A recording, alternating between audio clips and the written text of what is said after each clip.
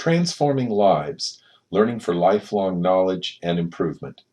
Video 2, Assessment Tools and Rubrics for Skills, Habits, Values, and Traits. Having taught full-time for 20 years, I know you are wondering how in the world you will assess skills, habits, values, and traits. How will you gather student evidence? How will you score that evidence? So that you can focus on the college mission, vision, values, equity pledge, and ILOs as the starting point for creating PLOs and CLOs, let's talk now about the assessment tools and rubrics we will be using. Future videos will provide specifics to assist you with authoring the actual PLO and CLO statements and identifying and creating learning experiences. Since we have been using objectives in place of outcomes, we have grown accustomed to using existing assignments to capture student evidence. Most of us have used quizzes, tests, final exams as assessment tools to capture the student evidence that generates our eLumen scores. Most, if not all, of these assessment tools will no longer work. So, at least initially, we will use student reflections as our assessment tools. That is, we will have students report out their progress using our rubric themselves to do this. With time, we will be able to tailor these reflections to gather student evidence more efficiently, but in the very beginning, this will be a way to get started. Student evidence, like a reflection or narrative, is qualitative, but that's fine for assessment. And don't believe me, trust Linda Susky and our statewide academic senate. Measuring learning involves observation. This makes student reflection and behavior perfectly good assessment tools. Because we tend to see education only as teaching, we also assume grading and quantitative data are required.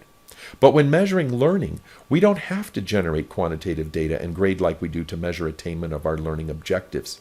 To assess learning outcomes, we can and will use qualitative data. In terms of rubrics, the heavy lifting's already been done. Thank goodness for the AAC&U value rubrics.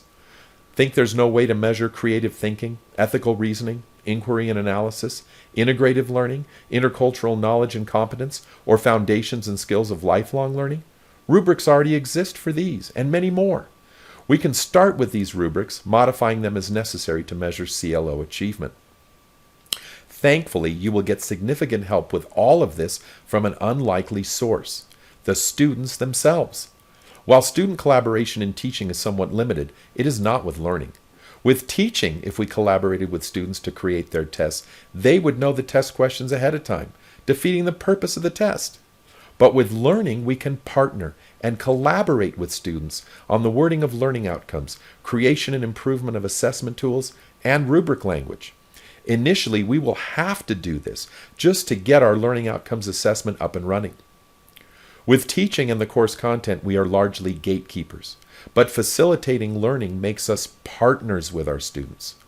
Once they understand the benefit, students will take the initiative, owning their learning to a far greater degree. With our engagement, support, and encouragement, this active learning will lead to greater knowledge and retention, both of the course content and the lifelong skills, habits, values, and traits. Yes, it will take effort to make all this occur and to maintain it. In our current times, that is asking an awful lot of people who are already swamped. But our students and community need us like never before. So much is already being asked, but so much more is needed now. 10 years from now, after we succeed, we may look back and realize it took the change and upheaval we are now experiencing to promote and fuel such a drastic but needed change to our educational culture. Again, future videos will provide examples and training to lead you through all of this. I will be glad to assist personally as well. For more videos, visit the Transforming Lives channel.